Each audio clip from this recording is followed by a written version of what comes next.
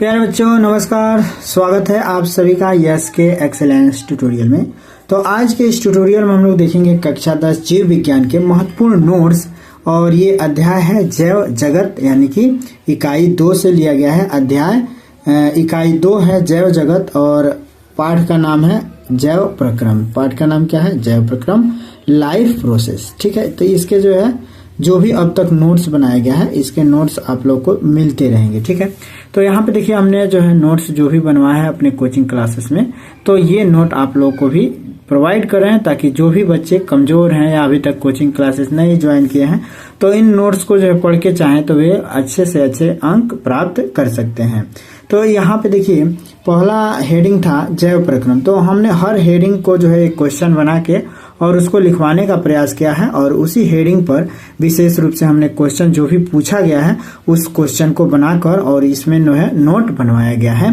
ठीक है, तो इससे बाहर कोई भी क्वेश्चन नहीं आएगा। इसमें 100% आपको यूपी बोर्ड एग्जाम में सभी क्वेश्चन मिल जाएंगे। ठीक है, तो चलिए इसको हम लोग शुरू करते हैं और देखते हैं, समझते हैं, पढ़ते हैं और आप लोग समझ लीजिए कि आप एक कोचिंग क्लासेस में ही हैं। ठीक है, और जो भी इसमें बात समझ में नहीं आएगा तो आप लोग अलग से कमेंट भी कर सकते हैं। ठीक है, तो यहाँ पे देखिए जैव प्रक्रम, वे सभी प्रक्रम जो सम्मिलित रूप से अनुरक्षण का कार्य करते हैं उन्हें जैव प्रक्रम कहते हैं। प्रक्रम का मतलब होता है एक काम, एक तरह से काम। ठीक है, तो वे सभी प्रक्रम यानी कि वे सभी काम जो सम्मिलित रूप से मिलजुल कर अनुरक्षण का मतलब होता है, अनुरक्षण का मतलब देखभाल करना। ठीक है, देखभाल करते हैं, काम करते हैं। ठीक है, तो उन्हें हम लोग क्या कहते हैं? जैव प्रक्रम कहते हैं। और ये जैव प्रक्रम किस में होगा? तो सभी जीव में होगा, इसीलिए इसको जैव प्रक्रम कहा जा रहा है। यानी कि जीवों के अंदर वे सभी काम जो आदमी को जिंदा रखने के लिए आवश्यक है वे क्या कहलाते हैं? जैव प्रक्रम कहलाते हैं। माने आदमी के अंदर जितना भी काम हो रहा है जीने के लिए वे सभी क्या कहलाएंगे? जैव प्रक्रम के अंतर्गत ही आएंगे। जैसे कि पोषण हो गया, श्वसन हो गया, उत्सर्जन हो गया, परिसंचरण हो गया, ये सभी क्या है? जैव प्रक्रम ही कहलाते हैं। तो इतना बात आप लोगों को समझ में आ गया होगा कि जैव प्रक्रम क्या है। जीने के लिए जो भी शरीर के अंदर प्रक्रियाएं हो रही हैं वे सभी क्या है? जैव प्रक्रम ही हैं। आगे देखते हैं, हमारा क्वेश्चन बना है कि जैव रासायनिक अभिक्रियाएं किसे कहते हैं? जैव रासायनिक अभिक्रियाएं किसे कहते हैं? तो जीवों में होने वाली विभिन्न रासायनिक अभिक्रियाओं को जैव रासायनिक अभिक्रियाएं कहते हैं। विभिन्न रासायनिक अभिक्रिया का मतलब जो भी हम लोग भोजन करते हैं तो भोजन करने के पश्चात जब भोजन आमाशय में जाता है तो वहां भी बहुत सारे रासायनिक अभिक्रियाएं होती हैं। पचने के बाद हमारे ब्लड में भी बहुत सारी रासायनिक अभिक्रियाएं होती हैं। तो इसलिए कहा जा रहा है कि जैव रासायनिक अभिक्रियाएं कहते हैं, यानी कि जीवों में होने वाली विभिन्न रासायनिक अभिक्रियाओं को जैव रासायनिक अभिक्रिया कहते हैं। जैव रासायनिक अभिक्रियाएं निम्नलिखित 2 प्रकार की होती हैं। तो जैव रासायनिक अभिक्रियाएं निम्नलिखित 2 प्रकार की होती है। पहला है अपचयी क्रियाएं और दूसरा है उपचयी क्रियाएं, यानी कि कैटाबोलिक रिएक्शन और एनाबोलिक रिएक्शन होता है। तो अपचयी क्रियाएं किसे कहते हैं? तो इन क्रियाओं में जटिल कार्बनिक अणु सरल अणुओं में टूट जाते हैं। इन क्रियाओं में जटिल कार्बनिक अणु सरल अणुओं में टूट जाते हैं, जैसे पाचन तथा श्वसन आदि क्रियाएं क्या है? अपचयी क्रियाएं हैं। जटिल कार्बनिक अणु का मतलब जो भी हम लोग भोजन करते हैं तो वे जटिल कार्बनिक अणु के रूप में है। ठीक है, और जब ये तो इन क्रियाओं में जटिल कार्बनिक अणु सरल अणुओं में टूट जाते हैं, इन्हें हम लोग क्या कहते हैं? अपचयी क्रियाएं कहते हैं। जैसे कि उदाहरण के रूप में देखा जाए तो पाचन तथा श्वसन अपचयी क्रिया के उदाहरण है। ठीक है, तो इसको आसानी से याद कर लेना है। उसके बाद से अपचयी क्रियाएं क्या हैं? तो इन क्रियाओं में सरल कार्बनिक अणुओं से जटिल कार्बनिक अणुओं का संश्लेषण होता है। संश्लेषण का मतलब जो भी पोषक तत्व हैं हमारे ब्लड में मिलाए जाते हैं, कोशिकाओं में मिलाए जाते हैं और ये क्या बोलते हैं? ऊतकों में मिलाए जाते हैं और इनसे सभी अंगों तक पहुंच जाते हैं। ठीक है, तो संश्लेषण का मतलब हुआ कि उसमें से खींच लिया जाता है। एनर्जी का खींचना क्या कहलाएगा? संश्लेषण कहलाएगा। ठीक है, तो बस हम लोग को इतना याद रखना है कि उपचयी क्रिया में क्या होता है कि जैसे कि जब हम लोग भोजन को ग्रहण करते हैं तो ये जटिल कार्बनिक होता है, और जब ये टूट जाते हैं तो ये सरल अणुओं में टूट जाते हैं जब इनका पाचन होता है। तो अब फिर ये सरल जो होते हैं अणु, अब फिर इनका जो है जटिल अणुओं में संश्लेषण होता है। जटिल अणुओं का मतलब जो भोजन में पोषक तत्व होते हैं, पोषक तत्व का मतलब कार्बोहाइड्रेट, प्रोटीन, वसा, इन सब का क्या होता है, संश्लेषण होता है, चूस लिया जाता है, इनको खींच लिया जाता है। तो इसी बात को संश्लेषण कहा जाता है, ठीक है ना। अब इसमें देखिए संश्लेषण होता है, जंतुओं में भी प्रकाश संश्लेषण होता है, और हम लोगों में भाई पौधों में प्रकाश संश्लेषण होता है। जंतुओं में जैसे वसा, प्रोटीन, न्यूक्लिक अम्लों का जो है क्या हो जाता है, संश्लेषण हो जाता है, ठीक है। हम लोगों में, जंतुओं में वसा का, प्रोटीन का, न्यूक्लिक अम्लों का जो है क्या हो जाता है, संश्लेषण, यानी कि खींच लिया जाता है, ठीक है। तो इसको जो है अपचयी का मतलब कि सरल अणुओं का जो है जटिल कार्बनिक अणुओं का सरल कार्बनिक अणुओं में टूटना, और इसमें जो है जटिल अणुओं का, इसमें सरल अणुओं का जटिल अणुओं में संश्लेषण होना। अगला क्वेश्चन विस्तृत उत्तरीय बना है, पोषण हेडिंग है। तो पोषण पे हेडिंग है, तो इस पे क्वेश्चन पूछा गया है कि पोषण क्या है, पोषण की आवश्यकता क्यों पड़ती है, और पोषण के मुख्य प्रकारों का उल्लेख कीजिए। ये कई बार पूछा गया है। इसके अलावा पूछा गया स्वपोषी पोषण एवं विषमपोषी पोषण में उदाहरण सहित विभेद कीजिए, ठीक है। तो इसको हम लोग देखेंगे। तो यहाँ पे देखिए हम लोग देख रहे हैं कि सभी जीवों को जीवित रहने तथा शरीर में होने वाली विभिन्न उपापचयी क्रियाओं को करने के लिए ऊर्जा की आवश्यकता होती है, ठीक है। उपापचयी क्रियाओं को करने के लिए करने के लिए ऊर्जा की आवश्यकता होती है।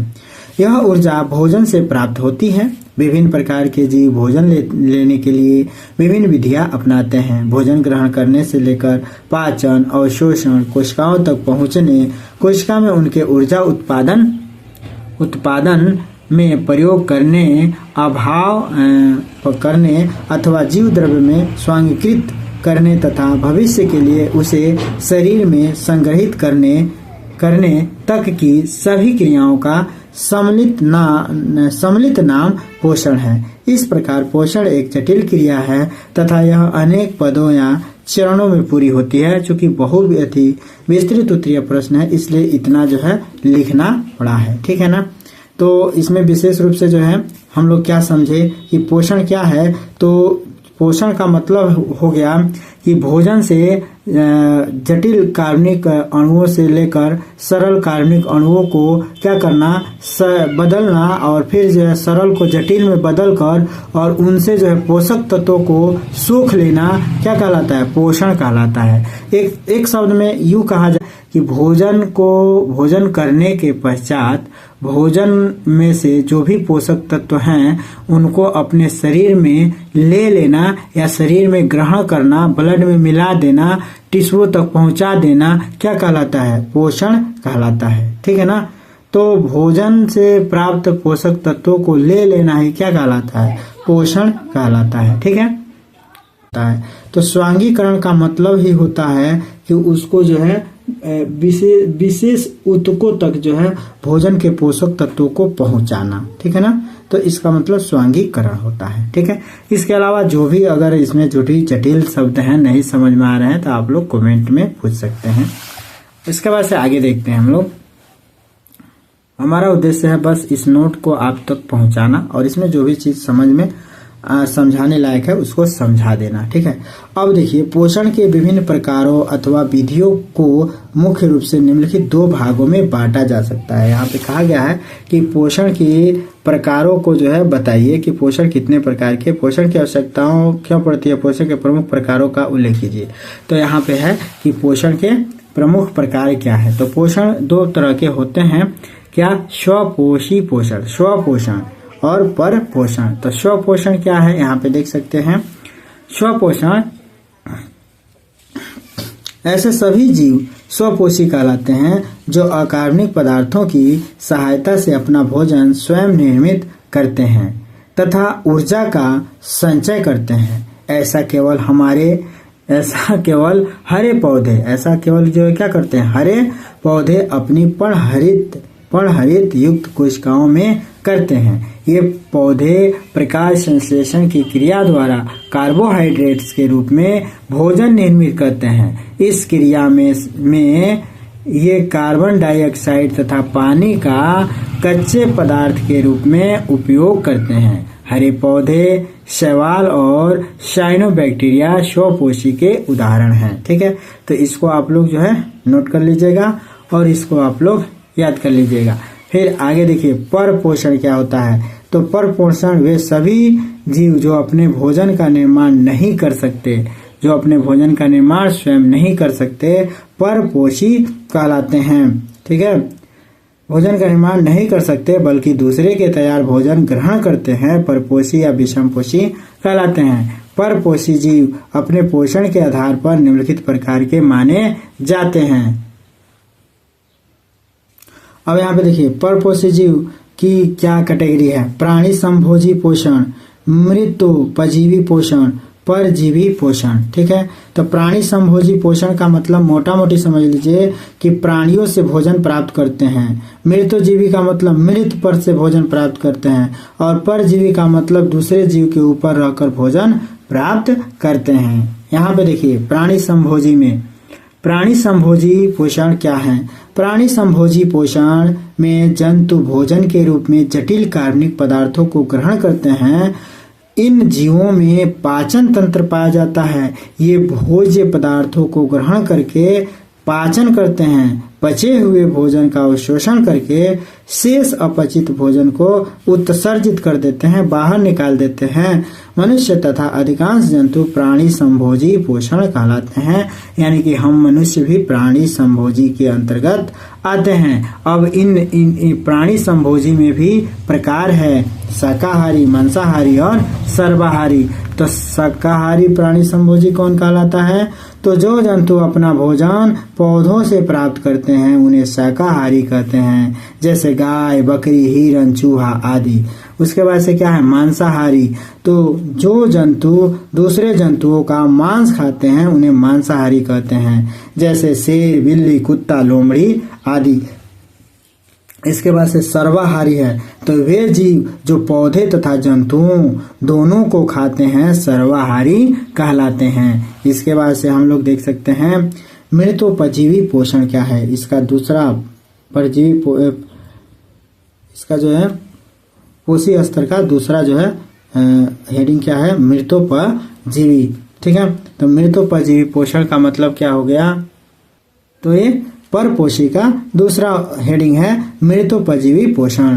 तो ऐसे जीव जो अपना भोजन मृत जंतुओं या पौधों तथा उनके उत्सर्जी पदार्थ आदि से प्राप्त करते हैं मृतोपजीवी कहलाते हैं। मृतोपजीवी किसे कहते हैं? जो मृत चीजों से, मृत जीवों से, चाहे मृत वस्तुओं से अपना भोजन प्राप्त करते हैं मृतोपजीवी कहलाते हैं, जैसे कवक, जीवाणु, मशरूम इत्यादि। जैसे में देख लीजिए, जैसे में अनेक जीवाणु, कवक, मशरूम, राइजोपस, ईस्ट आदि। ठीक है, अब इसके बाद से हम लोग देखते हैं परजीवी पोषण के परपोषी के तीसरा हेडिंग। परपोषी के तीसरा हेडिंग परजीवी पोषण।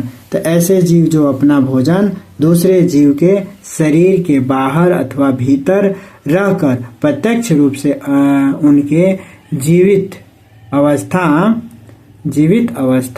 में ही प्राप्त करते हैं परजीवी कहलाते हैं। परजीवी कहलाते हैं। परजीवी अपने पोषद का मतलब जिस पे वे रहते हैं में कुछ न कुछ व्याधि अवश्य से उत्पन्न करते हैं, माने कुछ न कुछ उसमें हानि जरूर पहुंचाते हैं। पोषद का मतलब जैसे कि हमारे सर पर अगर ढील है तो वो पोषद है। ठीक है, तो वो ये जो है क्या होगा? पोषद का हम पोषद होंगे और वह परजीवी होगा। जैसे जू है तो जू हमारे सिर में है, हमारे बालों में है जू, तो वह तो उसके लिए हम पोषद हैं, वह हमारे लिए परजीवी है। ठीक है ना, तो परजीवी अपने पोषद में कुछ न कुछ व्याधि जरूर, व्याधि का मतलब दुख, दर्द या कुछ ना नुकसान, ठीक है, व्याधि अवश्य से उत्पन्न करता है, मतलब नुकसान जरूर उत्पन्न करते हैं। जैसे में आंतों में रहने वाले कृमि व रुधिर चूसने वाले मच्छर, पौधे के विभिन्न रोग आदि। ठीक है, इसके बाद से पौधों में भी कुछ परजीवी पाए जाते हैं, जैसे अमरबेल तथा कुछ जीवधारी भी हैं। और प्लाज्मोडियम, एस्कैरिस, फीता कृमि, जो खटमल आदि ये जो है अन्य जीव माने ये जीव के रूप में होते हैं। प्लाज्मोडियम, स्कैरिस, फीता कृमि ये मानव में या अन्य जीवों के ऊपर भी रह सकते हैं। खटमल जानते हैं चरपाई वगैरह में रहते हैं और उनका खून चूस कर जो है अपना भोजन प्राप्त करते हैं। ठीक है, अब इसके बाद से देखिए पोषक पदार्थ है उनका वर्गीकरण हेडिंग है, तो इस पे हमने जो है सिर्फ हेडिंग ही लिखवा दिया है। इससे उतना क्वेश्चन पूछता नहीं है, लेकिन फिर भी कहीं बहुविकल्पीय में कुछ क्वेश्चन पूछ देता है, तो इसलिए इसको भी लिखवाया जा रहा है। पोषक पदार्थ है उनका वर्गीकरण। तो पोषक पदार्थ के बारे में हम लोग को जानना है। भोजन में कई प्रकार के पोषक तत्व पाए जाते हैं जो शरीर के लिए आवश्यक ऊर्जा का उत्पादन, शरीर का निर्माण एवं मरम्मत तथा शरीर को की रोध रोधन क्षमता को बढ़ाने का कार्य करते हैं। भोजन में मुख्यतः निम्नलिखित 5 पोषक तत्व पाए जाते हैं। जैसे कि भोजन में मुख्यतः 5 पोषक तत्व पाए जाते हैं। कार्बोहाइड्रेट्स, वसाएं, प्रोटीन्स, विटामिन्स और जल तथा खनिज लवण। तो कार्बोहाइड्रेट्स देखते हैं किसको कहते हैं, इनका क्या काम होता है। तो कार्बोहाइड्रेट इनका उपयोग कोशिकीय ईंधन के रूप में होता है। कोशिकीय ईंधन यानी कि कोशिकाओं का ये क्या है, ईंधन है। ठीक है, जैसे गाड़ी का ईंधन क्या है, पेट्रोल है, मोटरसाइकिल का, और ट्रक बस का जो है ईंधन क्या है, तो डीजल है। इसी तरह से हम लोग का भी ईंधन के रूप में क्या काम करता है, कार्बोहाइड्रेट्स काम करता है। ये जैविक कार्यों के लिए ऊर्जा उत्पन्न करते हैं। इनका निर्माण कार्बन, हाइड्रोजन व ऑक्सीजन से होता है। कार्बन, हाइड्रोजन तथा ऑक्सीजन का अनुपात प्रायः 1:2:1 होता है। ये 2 प्रकार के होते हैं। ये कितने प्रकार के होते हैं, 2 प्रकार के होते हैं। इसके बाद से देखिए ये कौन सी है, कार्बोहाइड्रेट 2 प्रकार के होते हैं, सरल कार्बोहाइड्रेट और जटिल कार्बोहाइड्रेट्स। सरल कार्बोहाइड्रेट्स क्या होता है, तो ग्लूकोज, फ्रुक्टोज तथा लैक्टोज आदि सरल रूप में ये गन्ना, चुकंदर, खजूर आदि में काफी मात्रा में पाए जाते हैं। ये सरल हाइड्रोकार्बन होते हैं। ठीक है, कार्बोहाइड्रेट होते हैं, ये सरल कार्बोहाइड्रेट्स होते हैं। इसके बाद से देखिए जटिल कार्बोहाइड्रेट्स। तो जटिल कार्बोहाइड्रेट्स क्या हैं, जटिल कार्बोहाइड्रेट्स के रूप में मंड होता है। प्रमुख खाद्य पदार्थ है जो आलू, चावल, अरवी, मक्का तथा साबूदाना आदि में पाया जाता है, ये मंड। ठीक है, आगे देखते हैं। अब यहाँ पे जटिल कार्बोहाइड्रेट्स हो गया। अब यहाँ पे हम लोग कार्बोहाइड्रेट्स के काम भी देख लेते हैं। तो ये सभी जीवों में ऊर्जा स्रोत का कार्य करते हैं। श्वसन में ग्लूकोज के विखंडन से ऊर्जा मुक्त होती है। श्वसन में ग्लूकोज के विखंडन से ऊर्जा मुक्त होती है। आगे देखिए, ये मंड के रूप में पौधों तथा ग्लाइकोजन के रूप में जंतुओं में संचित ईंधन स्रोत हैं। ये कोशिका कला तथा संयोजी ऊतकों की रचना में सहयोग देते हैं। डीएनए एवं आरएनए में निर्माण में जो है क्या होते हैं, सहायक होते हैं। ये स्तन ग्लूकोज, लैक्टोज शर्कराएं बनाते हैं। स्तन के लिए ग्लूकोज, ठीक है, तथा ग्लैक्टोस और लैक्टोस शर्कराएं बनाती है। सब क्या है, शर्कराएं हैं। ग्लैक्टोस तथा लैक्टोस ये क्या है, सभी शर्कराएं हैं। ठीक है, तो ये बनाने का कार्य भी करते हैं। कौन, कार्बोहाइड्रेट्स। इसके बाद से अगला है वसाएं। अगला जो है क्या है, वसाएं हैं। वसाओं का क्या काम है,